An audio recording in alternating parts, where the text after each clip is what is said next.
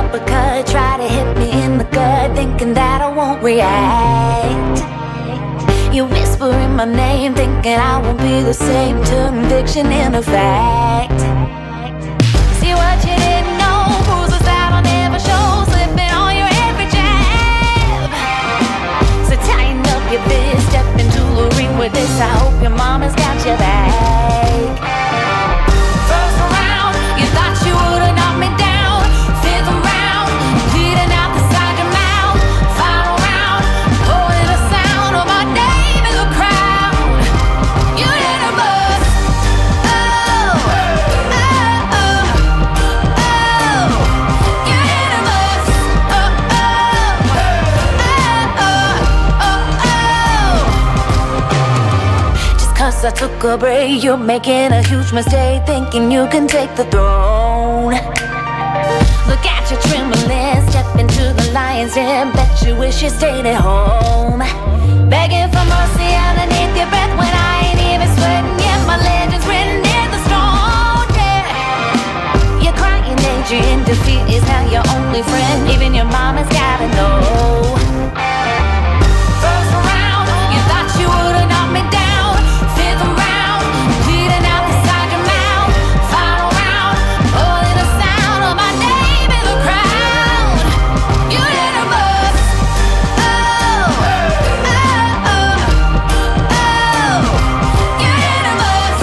Oh, oh, oh, oh,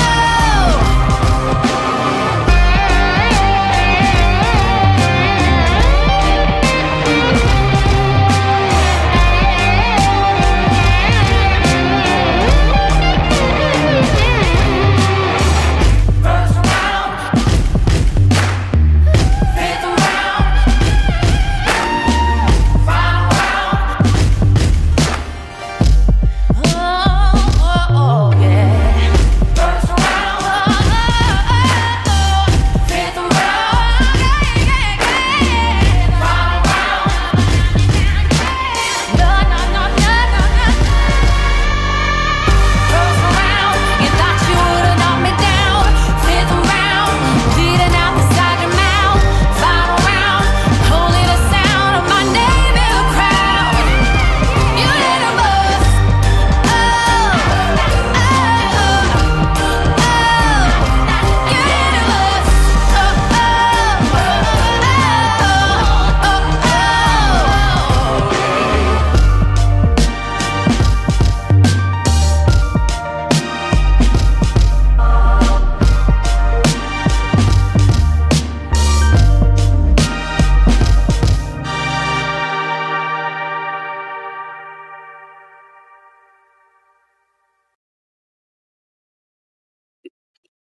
Hello, hello, everyone. Welcome to In Time. We will be starting shortly. Operator Starsky is not yet here, but we are expecting him at any minute. In the meantime, we thought this was an interesting little tidbit. This was from his channel. If you're not yet subscribed to his channel, and my suspicion is if you're here, you already are, you can find a link to it in the description. Today, as always, all of the super chats that we get today. We've already had one. Thank you so much. We will get to it. All of the super chats today will go to the Vatra Volunteer Organization. It was the charity that he chose. And as long as there's a war, as long as Starsky is coming on, even if he doesn't come on these shows that are the update shows that we have Starsky on, all super chats will go entirely to that charity. So we're proud to be able to do that. We'll again get to that in a minute. In the meantime, this was posted by Starsky earlier today. We figured we'd start with that. See you all in a minute. Hello friends, Operator Starsky with the daily update from Kyiv, Ukraine. Today is day 492 of the terrorist Russian invasion, and the General Staff of Ukraine reports elimination of approximately 560 Russian invaders in the past 24 hours, as well as 3 tanks, 6 armored vehicles, 14 artillery systems, and MLRS. You probably remember what Prigozhin said about the Russian losses when he debunked the Russian propaganda and basically confirmed the legitimacy of Ukrainian reports. It always surprised me, though, how the Russians can afford losing 500-600 men per day and it's while invading another country, not protecting their own. Anyway, yesterday the Russian liars gathered the UN Security Council to nag about not being able to eliminate the Ukrainian nation because the rest of the world helps it defend itself. I bet the Russian invaders find this fact highly insulting because they can lose the war. I mean, the biggest country in the world that has smaller annual GDP than taxes, 40 times smaller than all the supporters of Ukraine combined, of course they will lose the war. Russian General 𝐒𝐸𝐜𝐴, known for bombing civilians in Syria and later the Ukrainian infrastructure, and later for giving up Kherson, allegedly got detained by the Russian FSB. It was reported that 𝐒𝐸𝐜𝐴 was delivered to the prison in Lefortovo and interrogated. Nothing was heard of him for almost a week. And the reason he got interrogated was because the dude worked for Wagner. You probably remember Prigozhin's hysteria after 𝐒𝐸𝐜𝐴 got removed during the siege of Bakhmut and the Wagnerites stopped receiving necessary supplies, so I think there's some truth to that. The Russian strike on civilians in Kramatorsk attracted a lot of international attention. That's why, in order to justify their war crime, the Russian fascists used a high-ranked bullshitter, namely Sergei Lavrov, aka Depressive Horse, aka We Didn't Invade Ukraine, and this individual came up with another fantastic lie about several NATO generals that were killed as a result of the strike. And of course, we will never know the names of those courageous heroes, except of course the immortal Budanov and 𝐒𝐸𝐿𝐵, who just keep returning from the other world because the death has no power over those men whatsoever. Exactly 1 year ago, Special Forces of Ukraine liberated the Snake Island after numerous strikes conducted on the Russian troops and their vessels. The Ukrainian defenders took control over the Snake Island and installed the Ukrainian flag. The Russian propagandists traditionally lied about striking the island and killing 10,000 soldiers, a Death Star and Pinocchio. But the truth is, the sunken Russian flagship Moskva and its crew were the only dead you could find in the area that day. My name is Operator Starsky. As always, be safe.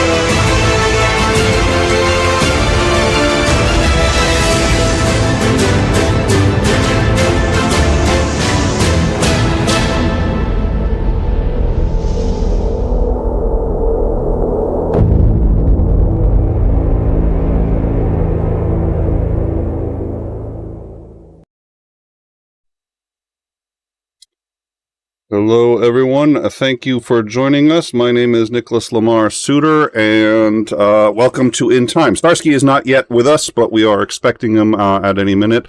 I've spoken with him a couple of times today. Well, I've texted with him a couple of times today. He's on the way. We were making jokes. You know, Boston traffic is absolutely horrible, and one of the reasons is because actually, my father said one of the reasons was because it had never been bombed. Everything is still, you know, the whole city is built explicitly for horse-drawn carriages and walking traffic, not for cars. So there's one-way roads everywhere. It's terrible. But I have to believe it's still a lot easier than the traffic in Kyiv. Commander McMillan, how are you? I'm doing great. So, Well, I appreciate having you on. There's a number of things I think to discuss, and I want to hold off on some of it until Starsky gets here. We did discuss yesterday at some length, and I'd like to point to anybody who wants to check that out. They can go to Overtime, which is our sister channel, and check out our discussion of what happened with the so-called coup, or the coup attempt with the Wagner group. We got into that at some length, I think, and I think we sort of covered all the bases. But there's been some discussion on the Discord today about, is Wagner ended? Is it destroyed? Does it actually still exist? Will they still be fighting in Ukraine? A number of them can apparently they're all being offered contracts in the Ukrainian army. Does that mean that there is still a Wagner group fighting in Ukraine? No, you misspoke. Oh my God! I said like 3 times. Wow!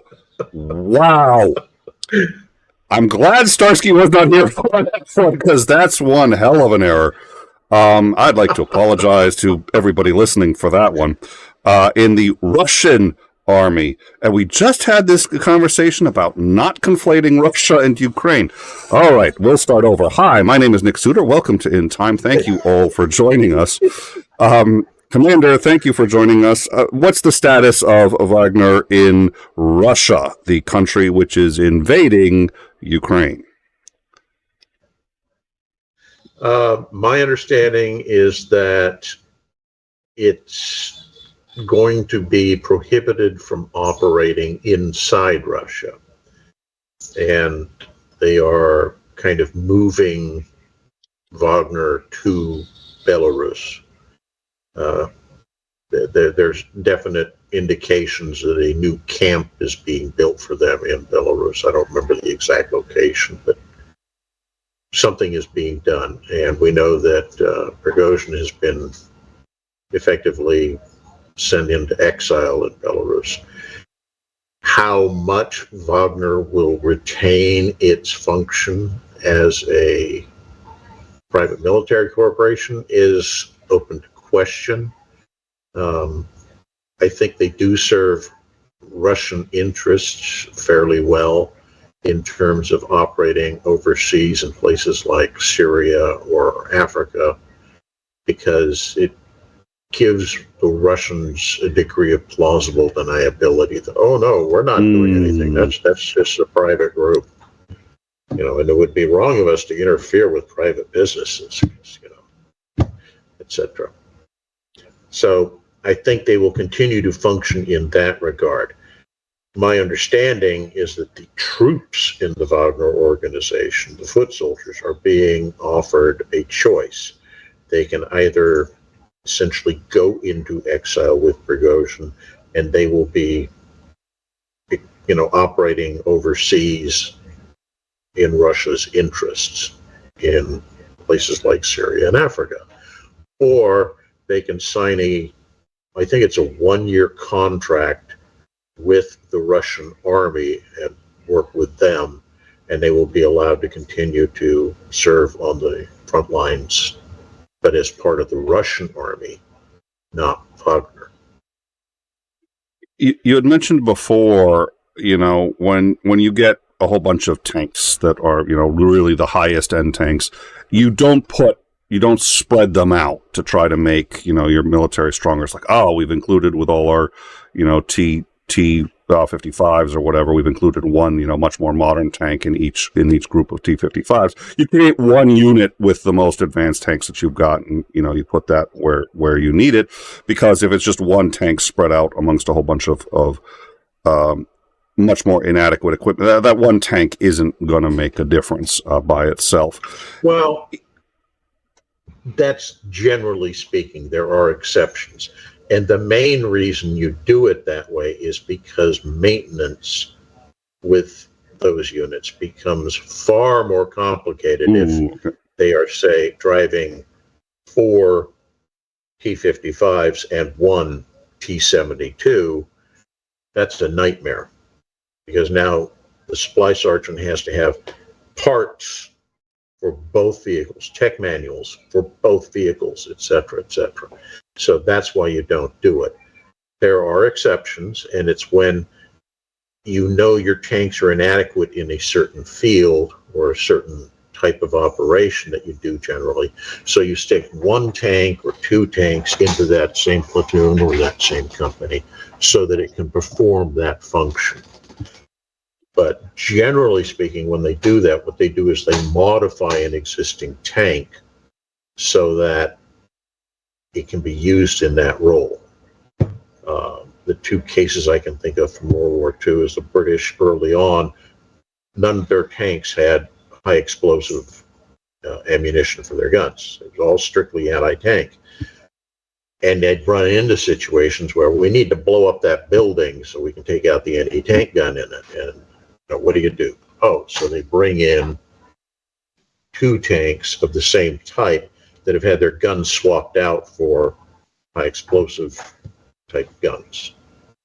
The Americans, they similarly did various different versions of the M4 Sherman in their tank companies and platoons, because some would be baseline models, some would be upgraded with guns that could actually penetrate German tank armor, and so forth.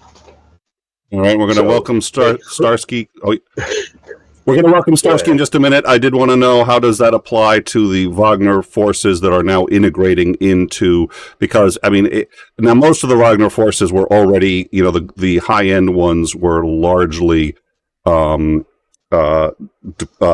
but they still had some experienced troops. Are they going to be effective at all if they're just dispersed amongst the Russian army?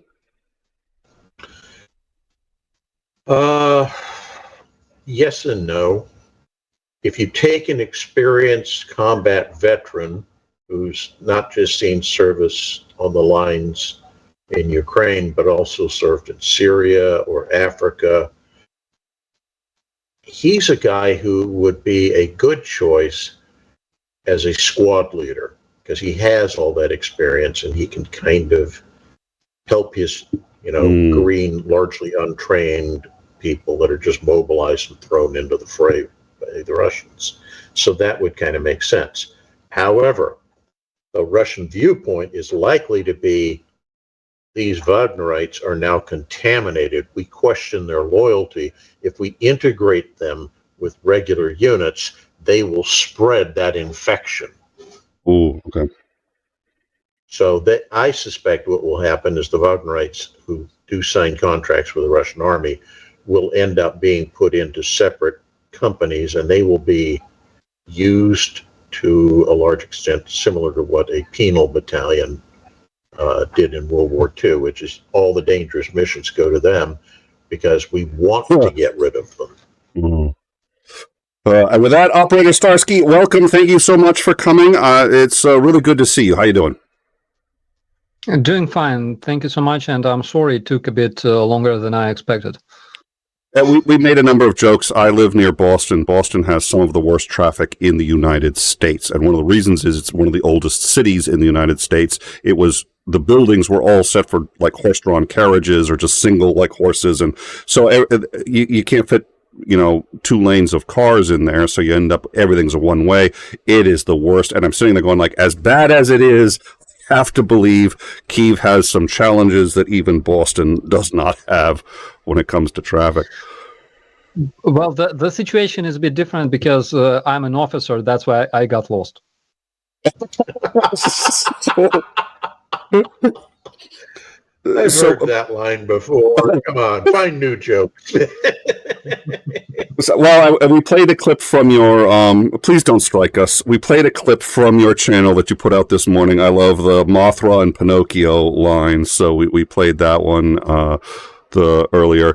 And I want to talk to you just man to man for a second as a friend. Andrei, you're going to hear some very nasty rumors about me coming out in the near future, including that I may have inadvertently suggested that Wagner was going to do something like join Ukraine, or that, Ukraine was invading Russia, and I didn't say any of these things. None of this happened, and there certainly is not going to be any video evidence earlier in the show of me saying or misspeaking or getting anything wrong. We may have to edit the show a little bit. That's a completely unrelated topic, but I certainly did not conflate Russia and Ukraine ever during the show. And so when you hear these nasty rumors, keep in mind, none of it's true. Oh, deep fake. Okay. Or brain fart, one of the two. But yeah, exactly. All right. So thank you so much for joining us, Captain. And could you tell us what's been going on in Ukraine for the last week? There's it's been interesting. Well, not much really, because the week only. Wait a second, it's Friday. Holy. I spent almost all week at the training camp because there's a lot of work there. Also, our local pop superstar joined my brigade, so it's like a very famous man here. So I had to make sure that everything is okay, that he won't make selfies in the shower with the guys and shit like that, but the dude is very cool, because you can imagine like a pop singer, okay, and he's like this glamorous boy who likes singing. He had long hair, this very, very glamorous beard and stuff, and he shaved off everything. And it's like he switched personalities. Now he's like a completely brutal, how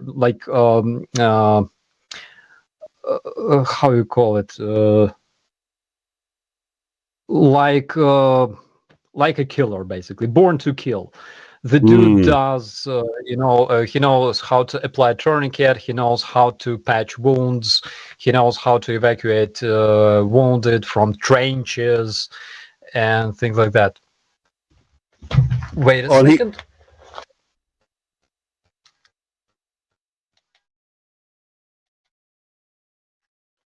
I'll be back in just 1 minute. All right. Go do your thing. So I do want to ask him when he comes back. He's not the first one. I think the head of one of the mixed martial arts champions of the world is Ukrainian, and as soon as the war started, he's like, yeah, of course I'm fighting. I'm going right in there, and probably could have tried to use his celebrity to try to get out. He's like, nope, I'm in. So it's they don't see a distinction. They're all going in and they're all fighting. So let's see. I was going to say those are horns. Those aren't horns. Those are air raid sirens. Yep. Yeah. No, yeah, that's someone in the live chat made that mistake too. Yeah, those are air raid sirens. Good. I'm glad. It's always a little weird when people keep streaming and they're like, oh no, like Anna from Ukraine it was Anastasia. We had her on. She's like, oh, the air raid sirens. I was like, do you want to get in the closet or do something? She's like, no, it's fine. This happens every day. Well, which and Anna from Ukraine had made that, because we were talking to her about how do you, for me, the thing that I imagine happening is life stopping when all of this happens. And it's like, okay, yeah, but this has been going on for, nearly 2 years now. You can't stop. You still have to try to educate your kids. They still have to go to school. The universities have to open. So Anna from Ukraine actually teaches at the university. So it's like, you teach classes and you just everything. It's like you have a normal life, except you've added rockets falling out of the sky at people. Other than that, it's the same old. It's just like, yeah, wow. All right, so like London during the Blitz, life went on. Yeah, and it's amazing human resiliency. On the other hand, it's still very hard to imagine. So we've gotten, let's see, we got a new member, and Hill, thank you so much. We really appreciate the support. Niles gifted 5 in-time show memberships, and this isn't the first time, so thank you very much for that, again, it all helps, and we really appreciate it. So thank you. We take a lot of pride in our work and being able to get people accurate information quickly. And I'll point out the other thing. I'll point out, just as to toot our own horn for a minute. We were live with the so-called coup. We were live following Wagner's movements through Russia before almost any other mainstream news source even had it. People were coming on saying, "This is fake. This is fake." It's like, no, it's happening. Like, I don't see it on the news. I was like, yeah, you do see it on the news. It's just us. So Starsky, thank you. Welcome back. Everything okay? You guys doing okay? Yeah. Dear Lord, I've already forgotten what it was we were talking about. I was asking you. What had happened in the past transformation of a pop star into a cold-blooded murderer. And you guys, this isn't the first time. You guys had like and I know everybody would think like, okay, mixed martial arts or boxer, wrestler, they're used to fighting, sure, they'd sign up to. And no, I don't think that necessarily. I think you can have ones like, yeah, there's a difference between getting in the ring and getting a rifle and shooting at people who are shooting back. But you guys had, I think, like one of the mixed martial arts champions of the world who just like, as soon as this started, just put on a uniform and he's like, no, I'm not that anymore. That was a different person. I am now a soldier in the Ukrainian army and I'm going to do what I'm told.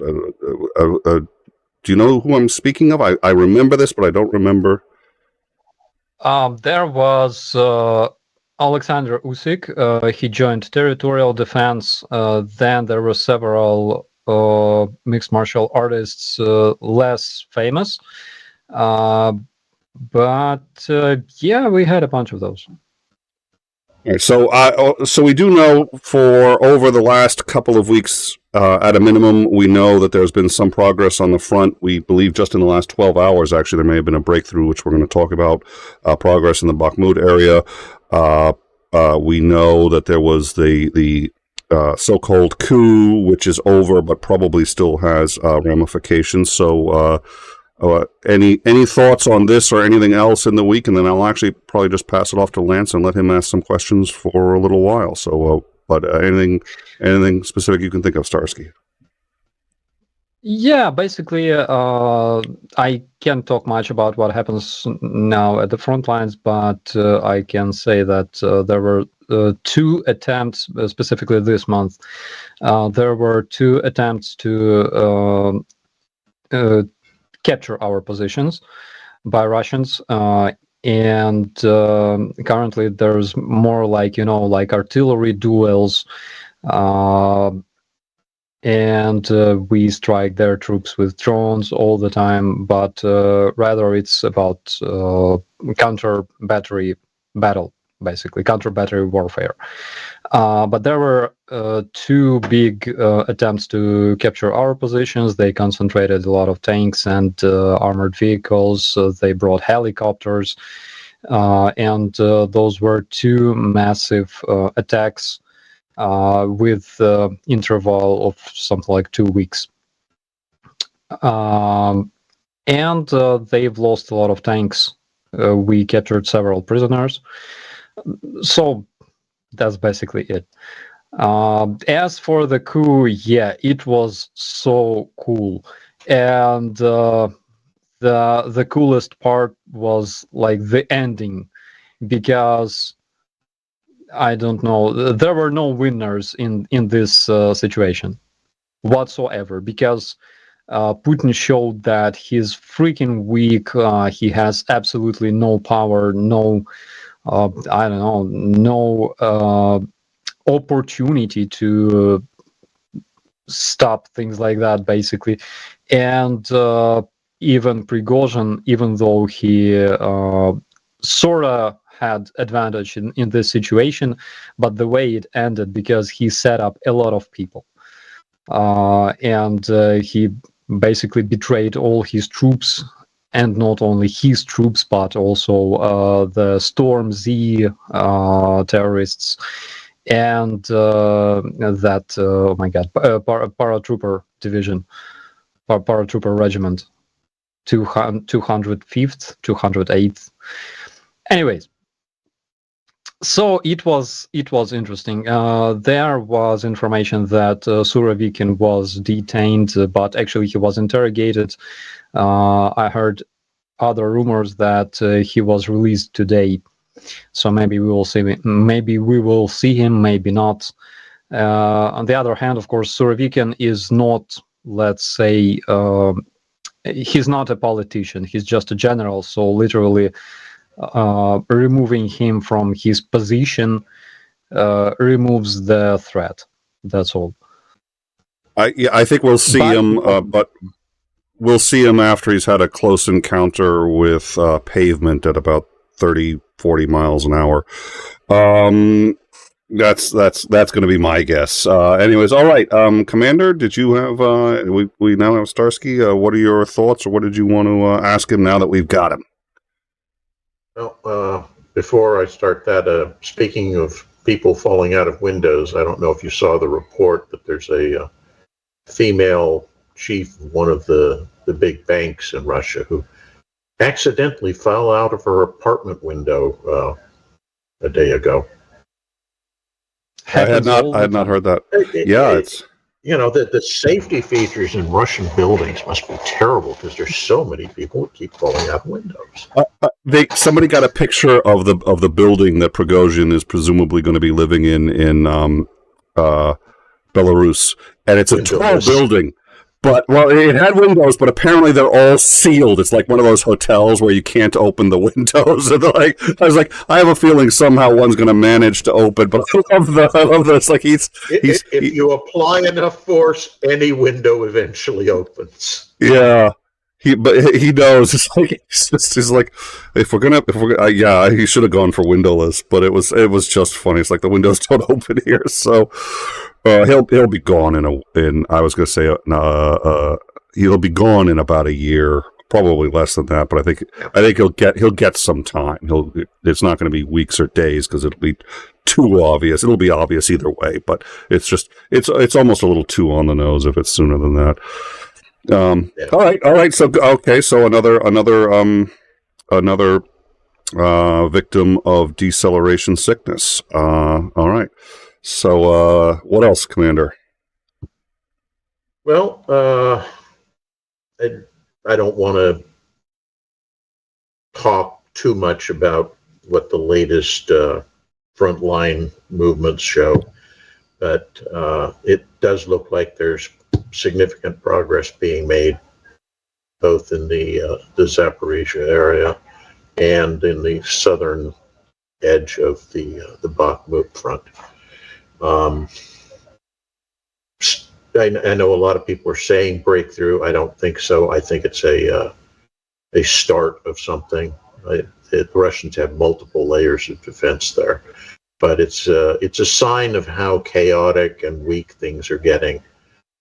We know that ammo dumps are being hit by, HIMARS and the glide bombs. I can't imagine that the one-day disruption of seizing the primary logistics hub by Wagner in Rostov did not have an impact. Who knows how much stuff they made off with or destroyed when they found out they couldn't keep it. It's chaos from top to bottom in Russia, and the fact that it took them as long as it did to respond to the Wagner thing, especially considering that from information that's coming out, the FSB knew that it was going to take place perhaps 2 days before it actually occurred. That, to me, is suggestive of either people in the FSB not being loyal, or the typical thing you see in a lot of autocracies is the people in the lower levels are terrified to bring bad news to the boss. And we know that's always true. Putin has been very, very problematic telling him when things aren't going well, and fires people when they tell them that things are bad. So they've had to couch all the bad news in a way that makes it sound like it's a success. So yeah, it's the things are starting to turn, and I don't think that Prigozhin's move actually was as destructive as a lot of people are saying, but what I do think is that it sets the stage for other actors inside Russia who are now aware of just how vulnerable and weak Putin is. That's one thing, and it's important. But another thing was everything that Prigozhin said about Russian lies, Russian propaganda, their true losses. And it was really, really demoralizing for Russians, because Russians still believe that they lose like 3 men per day, wounded. So I think they were quite surprised to learn that they actually can lose like 1,000 men per day due to their low motivation, low supplies, and things like that. And of course, he also admitted that everything about 100,000 Ukrainian soldiers eliminated per day is a bullshit. The Ukrainian army is very efficient, and we're using better quality, better precision artillery and things like that. So this was very, very important, in my opinion, as far as the information, propaganda, and things like that are concerned. It was that one sudden opening of the door so everybody could see what was on the other side. The door's closed now, but they've seen what's on the other side, and you can't deny that kind of thing. Yeah, absolutely. That's why whenever Scott Schitter and other idiots, talk about 300 million Ukrainians dead and shit, now everybody knows that they're lying. Yeah. So, Captain, and as you say, that's a very powerful thing. So, Captain Starsky, when Wagner pulled all its troops out, it presumably created some openings along the line. Do you think that those are going to be replaced? Do you think Wagner is going to have any impact in Ukraine in the future, and if so, how? And what kind of opportunities do you think that this creates for Ukraine? Actually, I believe that Wagnerites were used as a reserve during all this time, because currently it's reported that, for example, the positions that Russians have, they are kept by, for example, in our span of the front line, they are kept by Luhansk terrorists, like local separatists, and Russian 𝐒𝐴𝐴. And whenever they want to perform some sort of offensive operation, for example, we're talking about the tactical level, they are using regular troops, Wagnerites, because comparing to our experience of fighting Wagnerites in Bakhmut, for example, those were constant everyday attacks using plenty of men that were literally sent to their death. And currently there's absolutely different situation. So I believe Wagnerites, after this Bakhmut battle, they were used as a reserve. And Commander, you had said something earlier about what it cost the Russian. I almost said, well, won't do that again. What it cost the Russians to make any ground in Bakhmut, and where they stand now relative to where they did at that cost. How are things looking in Bakhmut? You want to go? After you. Okay. The Ukrainians are making very good progress on retaking a lot of the stuff that the Russians basically spent 100,000 lives to gain. There were reports that at one point an entire company of Russians were encircled, and a large portion of them surrendered, and the rest had to, straggle out through gaps in the line. They took heavy casualties. And, when we were talking about these kind of numbers of casualties now occurring on a daily, not weekly basis, it's an unsustainable loss rate for the Russians. It really is.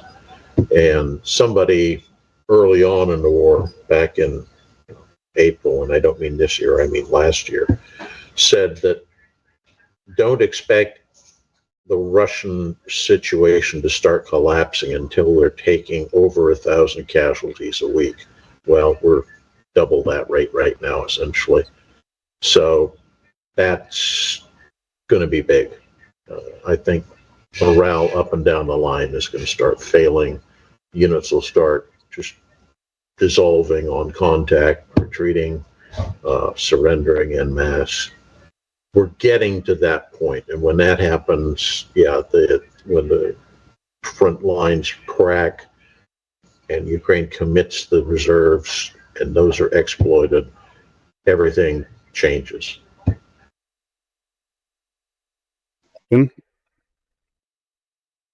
Yeah, I can agree on that. There are different reports on the progress in Bakhmut. There were also reports about several streets that were taken under control. Again, I don't think that I can talk much about it until we have official reports. But I believe that we will see everything soon. Yeah, zoom in on the one in the south there, Nick. All right, here. Yeah. This is the one that a lot of people are saying, this is the breakthrough. It's damn good progress. It's definitely a bulge in the line, but I still don't think that's a breakthrough. That's maybe the start of a breakthrough, but it hasn't been achieved yet. I think when you see them reach that the highway that's down there, that might be the point where you can say, yeah, this is now a full-blown breakthrough. So the Ukrainians are making excellent progress down there, but we know, extremely hard fighting, and that portion of the line in front of Zaporizhzhia was very heavily fortified and mined. So getting through it is going to be a long, laborious, and unfortunately costly progress. The problem is a lot of people expect this counteroffensive to be like instant success. I would like to point out that it was possible, for example, during the Desert Storm operation, where the U.S. troops had never-ending air support. They had never-ending storages of artillery shells. They had all kinds of high-precision weapons they needed. They had bombs. They had everything, basically. And according to any doctrine, NATO doctrine,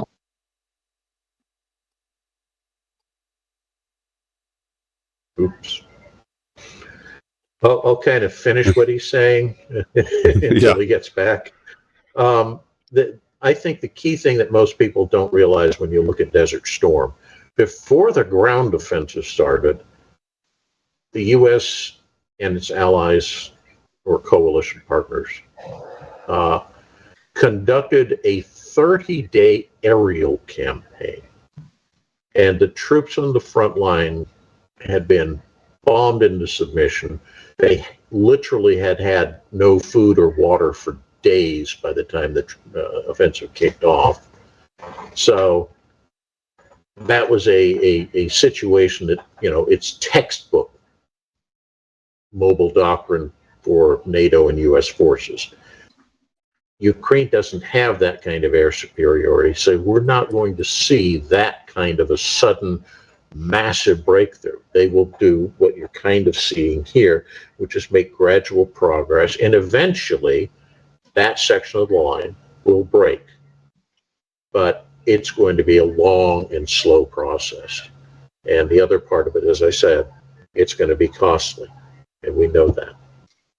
Thank you, Commander. Basically, Commander explained what I wanted to explain.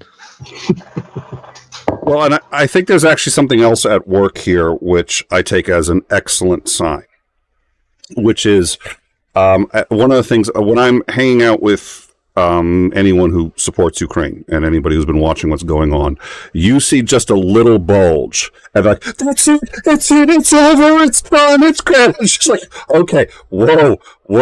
I had a hard time also not doing that. Like, you know, when Wagner was on its way to Moscow, there was this huge part of me that really wanted to say, it's done, folks, the war's going to be over in like 3 days because Putin will be dead and all this. And you that's what you really want, like anything that just shows, you know, it's the home team when you see it. So keeping expectations in check and saying, look, the progress that we're seeing is actually, especially given the circumstances, is amazing. It's really good. Yeah. Everything's going to plan. And the flip side is equally important. A lot of, I won't call them pro-Russian, but I'll call them, you know, the doomsayers are saying, oh, the Ukrainian offensive has failed because they haven't broken through and gotten, you know, and that's bullshit.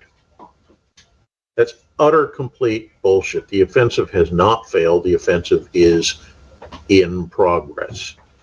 They keep expecting that giant breakthrough move, and you know it's not true. What we do see is that the Russians are giving way. The Russians are taking horrendous losses, and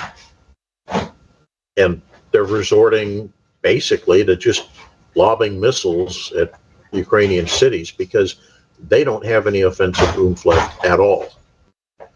So, yeah, there were several attempts to attack Avdiivka and Liman, for example, but they all failed.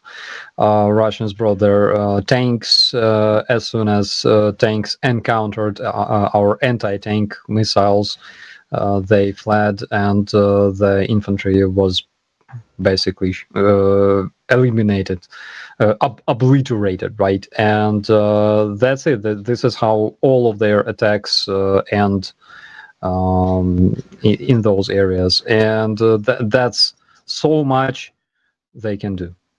Yeah, exactly. Well, yes, please. Yeah, I was going to say, I mean, I remember very early on, once we started having you on, you made the comment that you didn't think this would be over until 2024. And I agree. I totally think that it's going to be a very slow process before something happens. And the fact that we're seeing progress, that's something to be optimistic about. The fact that it's not as fast as you want does not mean it's time to be pessimistic. That's, I think, the key takeaway from what we're seeing here. There was, when you used the word lob earlier, and we were talking about the lack of either ammunition or, you know, what I thought you were going to say, and you've said before, so I know this is part, is, yeah, just hurling as many troops as they can at it and just throwing people at the bullets to try to block the bullets. They're sitting there going, that's where we're going to see Prigozhin next. He's actually going to be loaded into like an artillery thing, and he's just going to land, you know, it's both the window, it solves two problems at once. He fell out of a window being launched by an artillery thing, and he's just somebody's going to be in Kyiv, and all of a sudden Prigozhin's going to fall out of the sky, followed by 𝐒𝐈 and all the others. They're almost to that point, and it would, you know, two birds with one stone. But I'd also like to point out, and I just want to show this briefly here. This is sort of a pretty good, I think, map of Ukraine, and you can see just how much. I remember when the amount that was held by Russia was a lot bigger, and we need to explain the map, which is a little Yes, confusing for people who don't know. It is, yes. So, yeah. So if you look, the inner red line, that's kind of where the front lines are right now. The darker, I'll call it orange area, are areas that the Russians occupied. Notice I'm using past tense. Okay. And the very light yellow area, that goes well into Russia. What that is the presumed strike range for ATACMS should we give ATACMS missiles to the Ukrainians. That shows you how far they would then be able to strike. So there's been a lot of controversy over the ATACMS. Let's see here. Oh, it's not. And this map speaks perfectly to that criticism, that concern. You'll notice that much of the area that is now expanded by ATACMS isn't covering Ukraine, it's projecting into Russia proper. And So, the concern, yes. the fear is that by the potential of them striking into Russia, them being Ukraine, will cause the Russians to react with potentially nuclear or chemical weapons. That's the concern.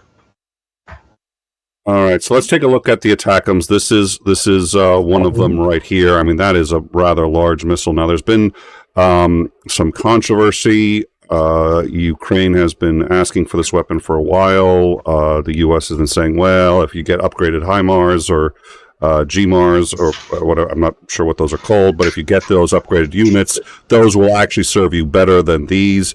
There was a report today that said that the U.S. has now agreed to give them. I am suspicious of that report. We've seen no confirmation, and there's a couple of other things that make me suspicious, but it is certainly possible. I don't know what the status is, and if you check it out on our Discord, we're having that discussion now and trying to figure out whether or not the Biden administration has released them. Operator Starsky, what's your understanding of these things and whether or not how important are they? Yeah, of course they're important, and there are launch sites used by the Russians to launch Shahed drones and ground-based ballistic missiles. I don't see a reason why we shouldn't strike them, because it's logical, it's much cheaper than intercepting those missiles using expensive anti-air missiles and things like that. So I don't see why we shouldn't strike back targeting military targets, which we did for the past 492 days. Exactly. So that's my opinion. Yeah. Commander, do you think that these particular rockets are a better alternative, or do you think that improved range HIMARS or anything like that would suffice? What are your views? We've gone through a number of steps we've given Ukraine weapons that increase their projection capability. So when we first gave them the advanced 155 artillery, that increased the range of their artillery. Then we gave them HIMARS, that projected further the range they could strike. Then we gave them the glide bombs, that projected further. Then we gave them Storm Shadow, that projected further. It's an incremental approach to the issue, which is one of the criticisms that a lot of people have been making since early on in this conflict, and which I agree with. If we're going to do this, let's give Ukraine all the tools it needs now so they can end the fighting sooner. All we're doing with incrementalism is prolonging the length of the conflict and the number of people that will eventually be killed in a conflict. What is the likelihood? Presumably, I think part of your argument on this is that we're going to do that eventually anyway. With incrementalism, you'll eventually reach the same end. So the real question is how many lives, specifically Ukrainian lives, are we willing to spend doing this incrementally, as opposed to just saying, okay, everything we can give, we give now, period, end of discussion. How long, given the current the erosion of opposition to that idea, given the progress that we've been making, at least incrementally, if that incremental progress continues, how long do you think before NATO and or the U.S. specifically, because I think it's the U.S. that's going to set policy on this going forward, how long before they finally say that?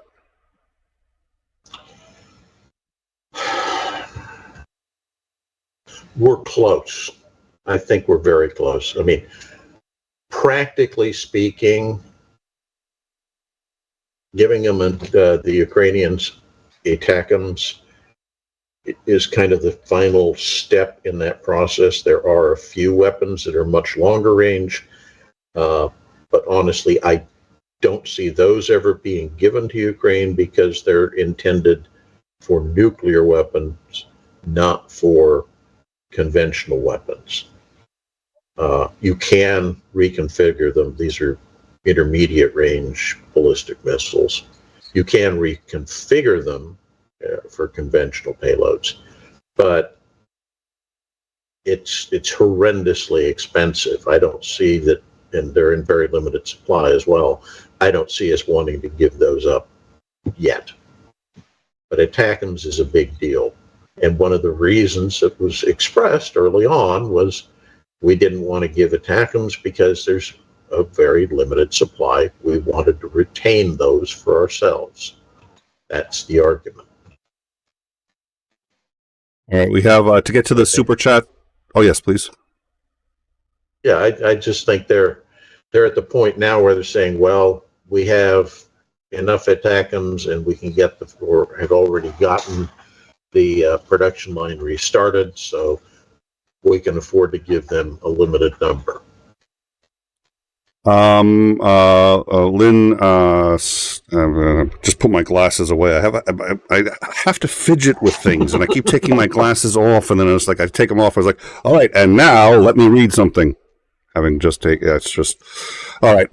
Lynn, Stefania. Oh, this is going to be a challenge.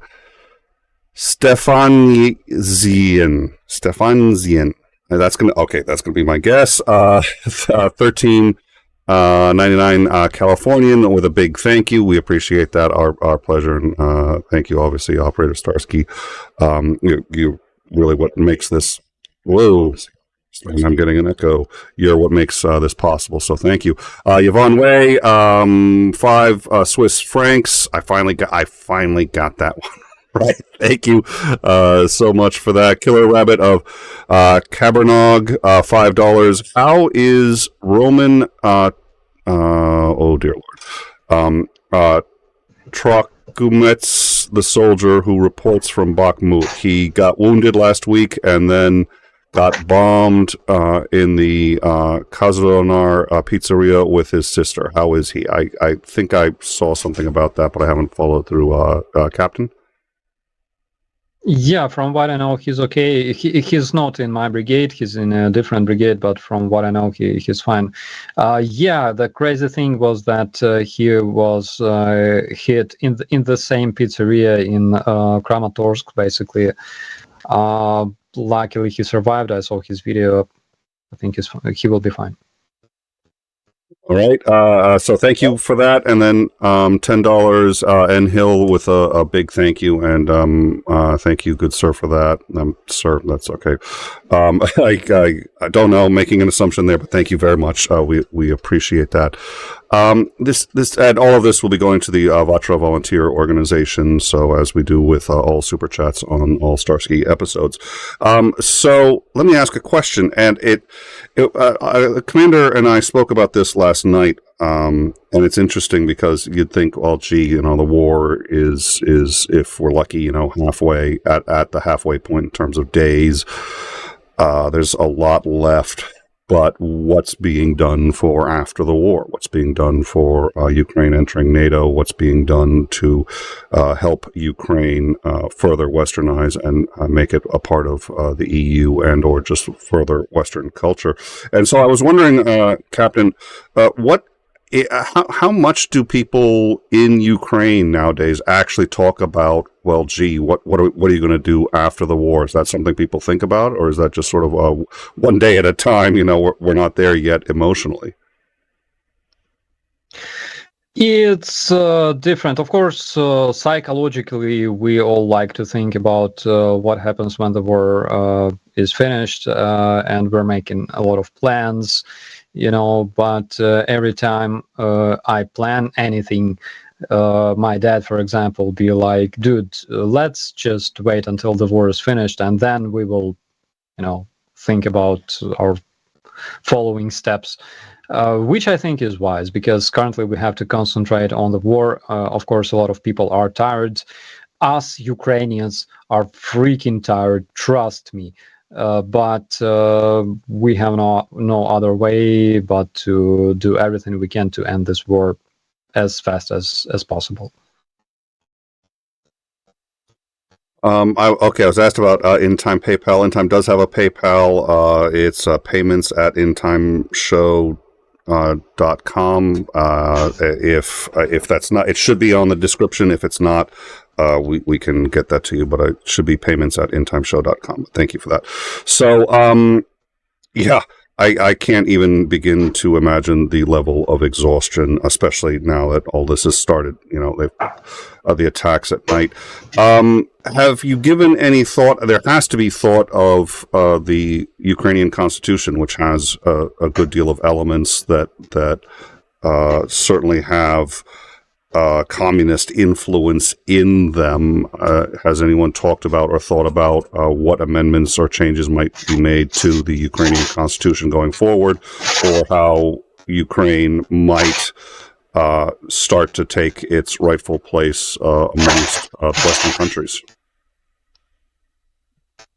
I don't think there is communist influence in Ukrainian constitution, because I know people who created Ukrainian constitution, and those people were actually people who were repressed by the communists. That's why, oh my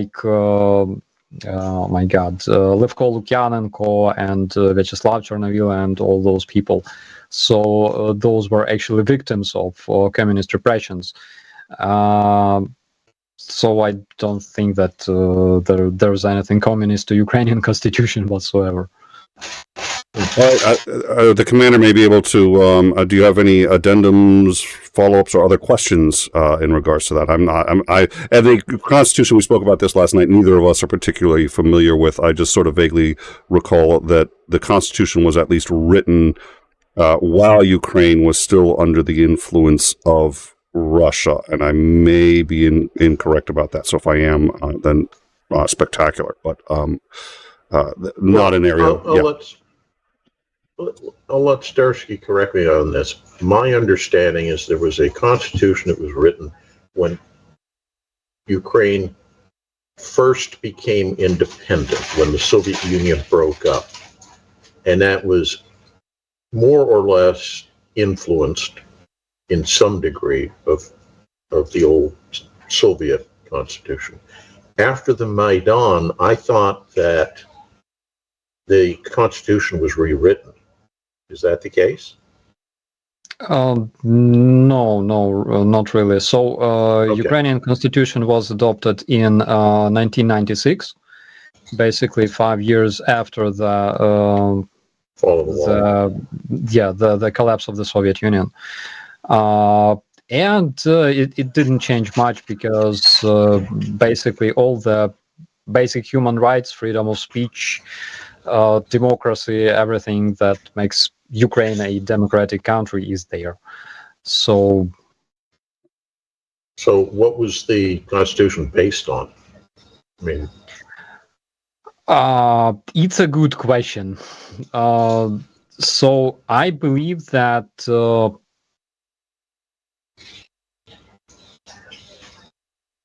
it was created from scratch, but using the fundamentals of the like people's freedoms, people's rights, people's responsibilities, and things like that. So you have a parliamentary system, correct? Yeah, it's parliamentary / presidential. Okay. So you don't have a dual chamber system. There's no Senate and House of Representatives or House of Commons, House of Lords kind of thing. No, nothing like that. There were some changes made to the constitution because previously we had presidential / parliamentary system. Currently, it's parliamentary / presidential system. Okay. And yeah, basically that's it. Okay. So one of the things that I've noticed through history is countries that come out of war and are successful after the struggle often have leaders who, while the war is going on, a large portion of their focus is on what they want the post-war situation to look like. Do you get a sense that Zelensky and the government are doing that, or are they still largely focused on the fight itself? Well, considering the fact that we have a lot of different projects related to rebuilding Ukraine, rebuilding our infrastructure, and different projects related to reforms and things like that, international relations as well. So I think, yes, they have part of their team working on how Ukraine is gonna, represent itself in the future. Yeah, that's the impression I have too. Zelensky's that kind of a leader who knows where the country needs to go, and he's trying to move it in that direction. That's very reassuring. What do you see in the post-war environment as being the biggest challenge that Ukraine is likely to be facing? There are two things I'm concerned about. First is corruption, of course. We have to deal with corruption. But people calling Ukraine the most corrupted country of Europe forget about Russia, that is in the list of corrupted countries, is 30 positions below Ukraine, okay? And Russia is a European country. Or Belarus, or... So corruption is one thing. I can say that successfully eliminating this unfortunately part of our life here in Ukraine, called corruption. There, like in Ukraine, almost every day somebody gets arrested for that, and I'm talking about judges, members of parliament, and other people.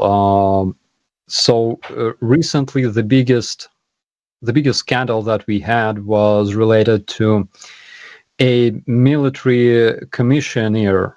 So it's like an officer that is responsible for the draft office, right? In Odessa. And he was arrested because it turned out that he bought a house in Spain somehow during the war. Wow. And he got arrested. Obviously, he collected bribes and stuff. Then one of the judges got arrested as well because he had some crazy income. And also he was renting a very, very expensive apartment in the Kyiv downtown for approximately $30 a month. Ooh. No quid pro quo going on. Yeah. None at all. Yeah. And several cases like that. There was the most recent one was a member of parliament who promised some foreigners that were seeking political asylum in Ukraine or residentship. He promised to solve things in the immigration office for something like $50,000, and he got arrested as well. And I enjoy looking at those arrests because I think it's a good advertisement that you should not do that shit, especially in Ukraine. Is because the culture of corruption in Ukraine basically a holdover from the old Soviet system? basically yeah, because they are very, very similar. But the difference is Ukrainian society will not just swallow that. Ukrainian society is very aggressive towards corruption because currently we all have this inflamed feeling of justice, and whenever we face cases of corruption, we call activists, we make this stuff public, we call journalists because we want to raise awareness. That's why Ukrainian society itself will not let this corruption thrive in Ukraine. So I think it's one of the things that basically a revolution of dignity brought and made popular in the Ukrainian society. Do not just swallow that shit. Do not keep quiet when you see that. Okay. How do you think in the post-war environment the veterans are going to react? One of the things we've seen here in the U.S. every time we have a major conflict, the veterans coming home make demands for change because of things that they felt were unjust that they saw while they were deployed. We got the GI Bill where they made college more accessible to a far larger portion of our population. After World War II. After World War I, there were promises made that veterans would get a bonus payment to help them over, and then when they demanded that, why haven't you paid the thing you promised, they staged a protest march on Washington where a number of people were killed when the government sent in the regular army to suppress it, that kind of thing. Do you see the potential for some kind of agitation like that on the part of Ukrainian veterans in the post-war period? I believe so. I believe that veterans will be taking active participation in the everyday political life, social life, because there's a lot of things that they want to change. A lot of those veterans, a lot of those soldiers, currently they're fighting, a lot of them were political activists. For example, one battalion of my brigade is almost completely consists of several NGOs, and activists. So they're like volunteers, and of course they will have right to speak, big right to speak. And on my behalf, I can say that I will 100% support Ukrainian veterans that will participate in reforms, trying to make life better and things like that. So trying to introduce the changes in our everyday life. Sure. I will be 100% supporting them. Does Ukraine currently have something that's the equivalent to the American Veterans Association? Yeah, we even have a Ministry of Veterans. Oh. Yeah. and a lot of my friends work there. Widow of one of my fallen comrades works there as well. I talked about him and his son. So those guys are awesome. Basically, what they do for Ukrainian veterans, they are great. Well, and as a percentage, it's funded through the government, right? It's Sorry? not a private. It's funded through the government. It's not a private, privately run association. It's a ministry. Okay, good. well, and as a percentage of the population, yeah, as a percentage of the population in the U.S., in modern history for the U.S., veterans make up a very small percentage of the population. In Ukraine, it's going to make up a very large percentage of the population for obvious reasons. So I think as well, I would imagine that the concept of a veteran is going to be ingrained in the culture of Ukraine for at least a generation after this, I would imagine. Yeah, I guess so. We have to look at other countries that had this experience, like Bosnia, like Croatia. I think we will learn a lot from them. We've got a couple of other. I do want to allow Lance to.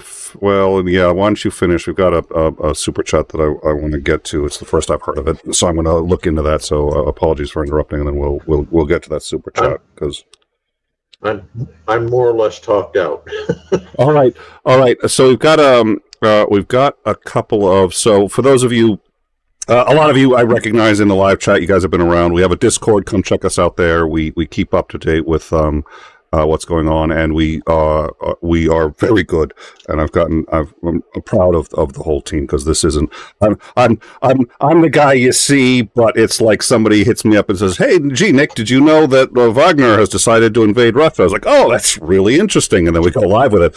But we often get that done, before mainstream media, and with we were 12 hours minimum ahead of most mainstream media sources in the U.S., and we're very proud of that, to the point where, again, people would look it up and say, I'm not seeing anything about this in the news, and here we've got it. So I'm very pleased with that. I'm going to skip to the most recent super chat because this is the first I've heard of it, and I was scouring our Discord to see, but Jean-Marc Pagan Owl, 20 Canadian, apparently, and I don't know what their source is, so we'll just, they're asking the question, ZNPP, evacuation, military and civilians, any truth, Starsky. So ZNPP, of course, the Zaporizhzhia nuclear power plant. Has either of you heard anything about this? Yeah, I talked about the situation to my acquainted journalist just several hours ago, and yes, there are rumors that the personnel was told to GTFO, and basically the decision to destroy the power plant was taken. Again, it's according to the information from our military intelligence, from General Budanov as well. There are several, let's say, several views on this. First is that the only red line Russia has as of today is the use of nuclear weapons. Currently, we know that this is something they will not do because it makes absolutely no sense for them. Yes, they are stupid degenerates, but at the same time, they know how to plan, and they are not completely stupid. Okay, they're cunning people. So it makes absolutely no sense, and it will release all the powers that you can imagine against Russia. So this is something that gonna make them lose this war instantly, like in a blink of an eye. That's why destroying this plant is it raises a lot of questions. if they really want it. On the other hand, there are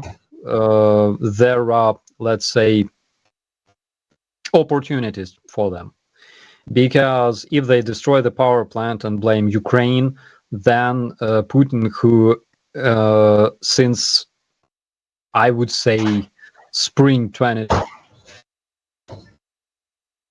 over basically finishing the war in Ukraine, because he doesn't know how to do it, he will have opportunity to say, okay, Ukraine destroyed the power plant, that's why we are evacuating Russian personnel in order to save their lives and health, and this will be one of the possible outcomes, possible opportunities for Putin to basically move out his troops from Ukraine, not from all the regions, but specifically, for example, from Zaporizhia, from South Ukraine, and concentrate them in Crimea, for example. So that's one of the things. Currently, I think this might be possible, because again, Russians are playing a waiting game. Okay, they're waiting. They want to keep this war running for as long as possible, because they don't see any sort of exit, you know, any sort of opportunity to finish this war in the way that would benefit them. And this will be something, that looks like an opportunity.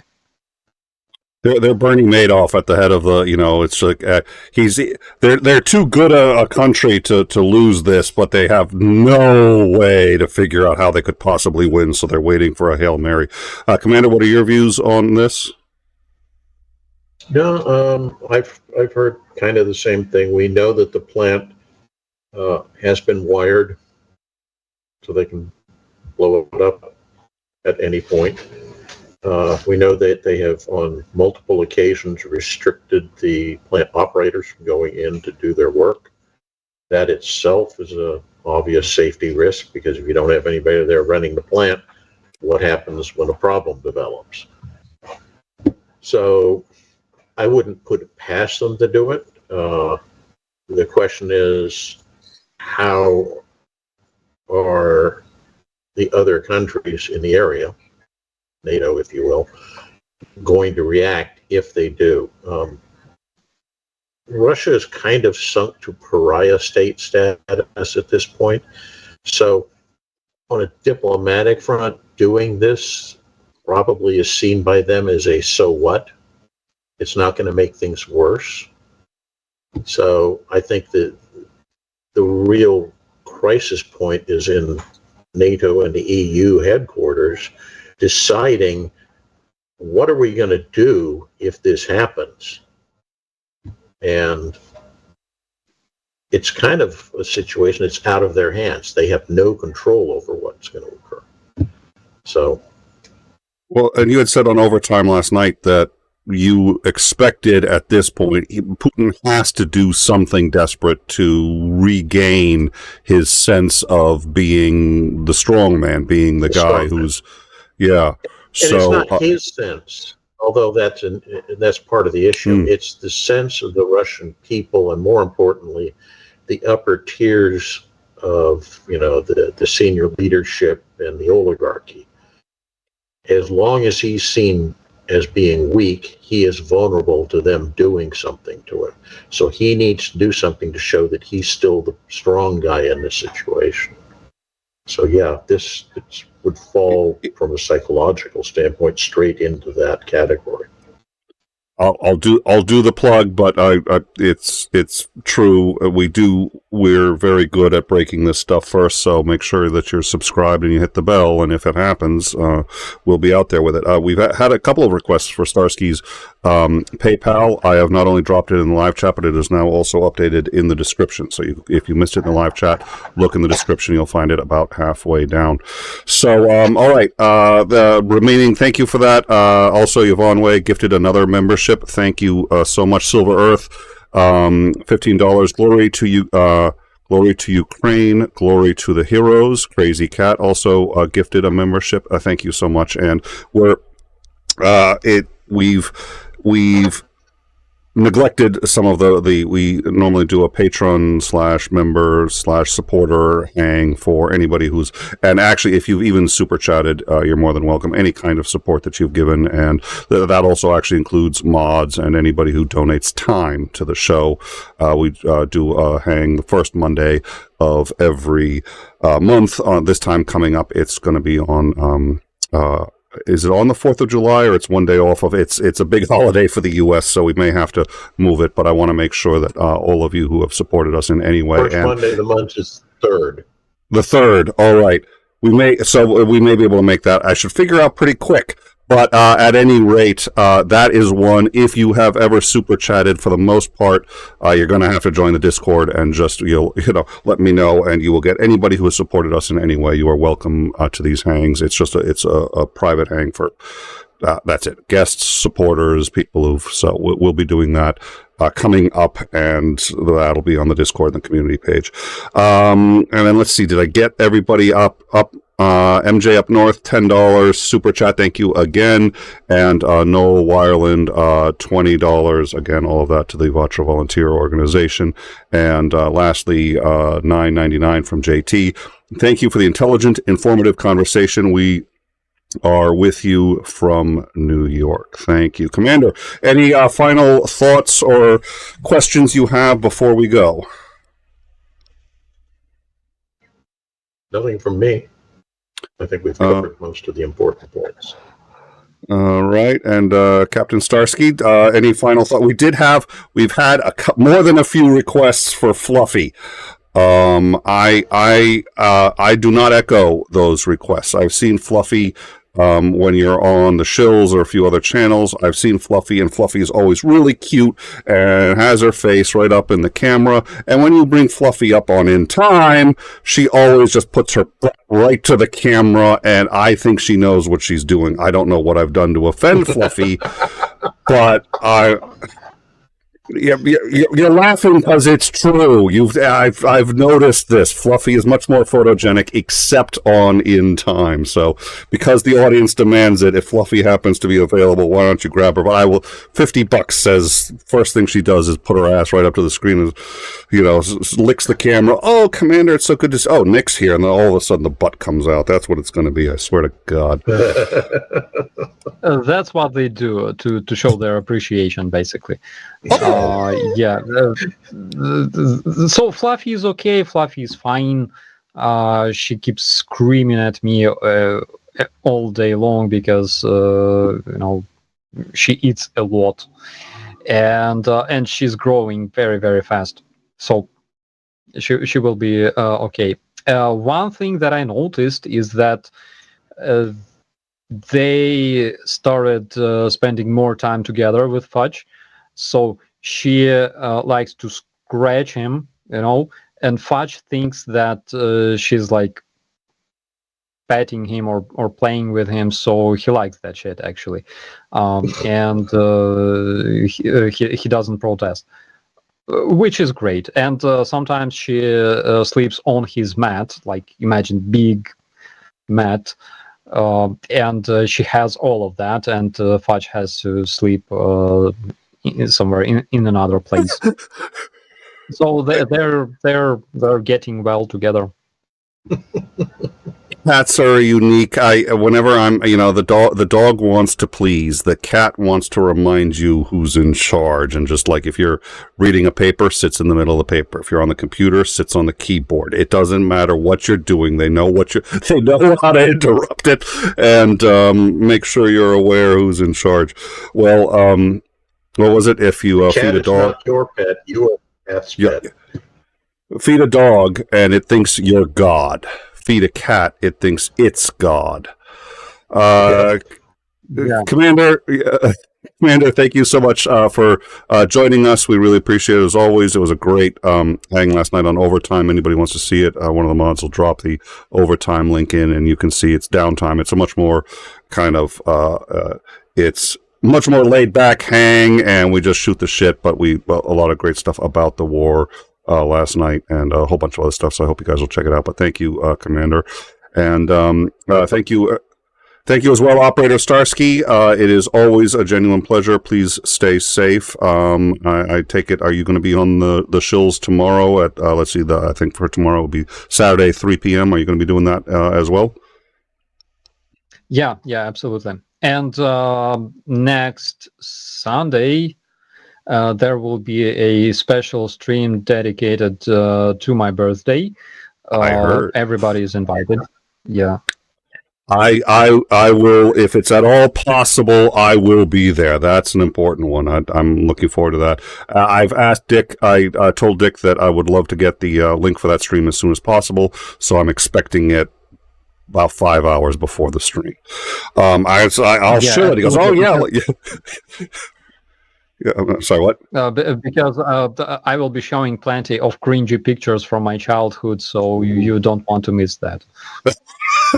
All right, we'll carry that. I will carry the link to that on our community page and on the Discord as well. So, thank you all very much, Captain. Please, as always, stay safe, and we look forward to seeing you next week.